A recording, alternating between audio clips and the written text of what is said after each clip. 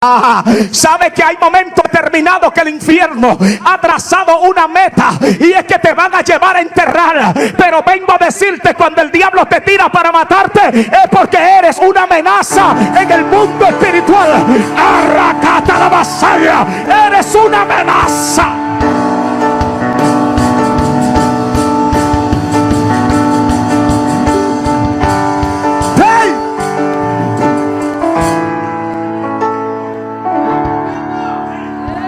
Hay gente que están contigo con buenos sentimientos, pero cuando ven el peligro automáticamente te van a soltar. Porque escucha esto, hay gente que tiene que entender que hay un instinto de preservación de vida en el ser humano. Y en ese instinto de preservación de vida, el ser humano, cuando ve el peligro, muchas veces, si tú eres el terror de ellos, o ellos entienden que tú eres el peligro, te van a soltar, se van a quitar de tu lado, porque quieren preservar lo que ellos entienden que es la vida. Pero lo que ellos no saben es que para los que aman a Dios, toda la cosa le ayuda a bien. Hay gente que no produce nada en ti, que Dios de una forma u otra va a provocar una situación para quitarla de tu lado. Ellos creen que te van a dar muerte, pero Dios te va a dar vida. Ellos creen que va a morir en el desierto, pero Dios te dará vida en medio del desierto.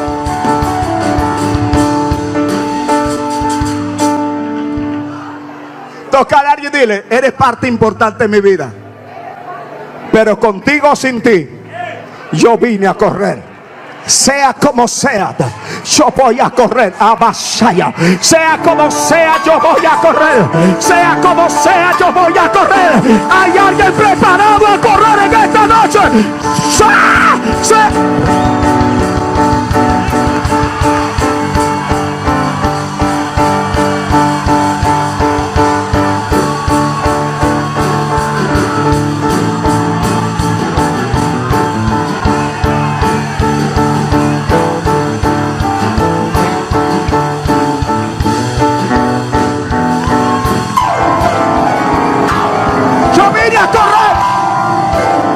Diablo, te equivocaste, te equivocaste.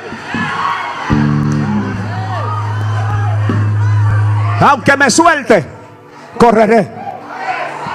Aunque me suelte, yo voy a correr. Aunque me suelte, yo correré.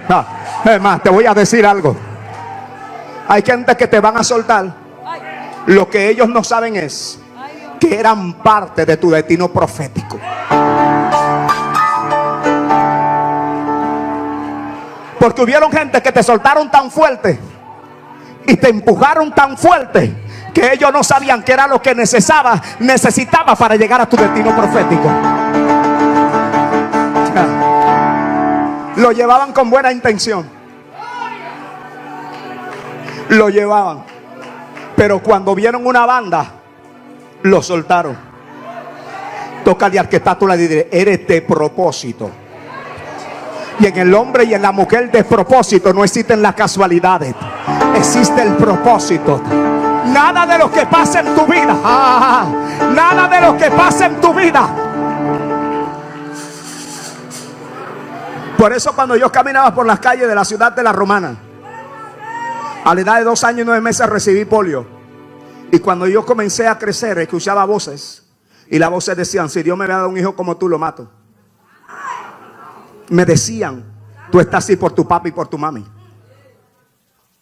No me daban oportunidades.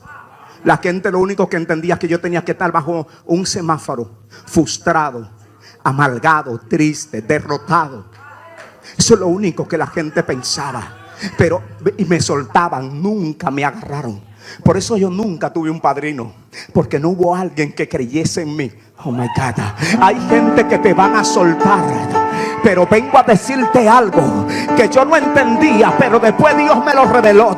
Desde tu nacimiento, por eso Dios le dice a Jeremías: antes que tú te formases en la matriz de tu madre, yo te voy a decir esto. Antes que te formase, yo te conocí y marqué un destino profético. Por eso te envié a las naciones. Yo quiero que entienda esto. Una de las cualidades que tiene Satanás es que no es omnisciente. Y yo preguntaba: pero ¿por qué entonces se da cuenta de muchas cosas. Y en mi nacimiento entonces entendí esto, porque Satanás se automáticamente actuó con la autoridad permisiva del cielo, y entonces yo tuve polio. ¿Sabe por qué? Porque antes que yo naciese en el cielo, mencionaron mi nombre. ¿Sabe por qué el diablo te persigue? Porque antes que tú pises tierra, ya en el cielo, mencionaron tu nombre. Él no es suficiente, pero escucha, alguien ha hablado de ti en el cielo, alguien habló de ti, alguien mencionó tu nombre, alguien soñó contigo, alguien.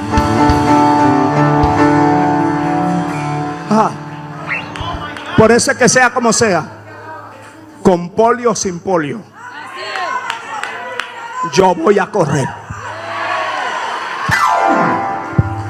¿Sabe qué? Me encanta esta historia. Ahora note que cuando sueltan a este muchacho, lo estaban esperando los huesos de Eliseo.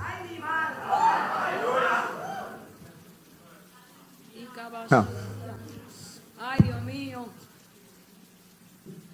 Hay cosas que Dios le esconde hasta de ti, para que ni el diablo, ni Sanballat, ni Tobías. Esta unción no estaba en cualquier lugar, estaba en los huesos de Eliseo. Abasora cama, arracata la basama, donde el diablo no podía verla ni los demonios, pero había un cuerpo que la iba a recibir. Así hay cosas que Dios las tiene preservadas para ti, donde no la puede ver ni el más fino de los profetas, pero Dios se la va a revelar cuando llegue la temporada. Por eso vengo a hablarle a alguien aquí, vengo a decirte que el tiempo de tu resurrección ha llegado. El tiempo de tu resurrección ha llegado.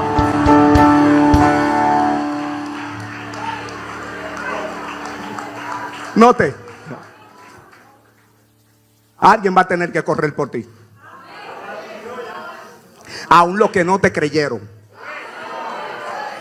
Cuando el muerto, oh my God, ellos corrieron porque una banda lo amenazó. Imagínate cuando vieron al muerto que se levantó. Es que eres una amenaza en el mundo espiritual. Eres una amenaza. Ahora, note esto. Se necesita, para que haya resurrección, se necesita un muerto. La pregunta hoy entonces es, ¿quién quiere morir aquí? Porque a veces decimos, yo quiero ver los milagros, pero para que haya un milagro tiene que haber una necesidad.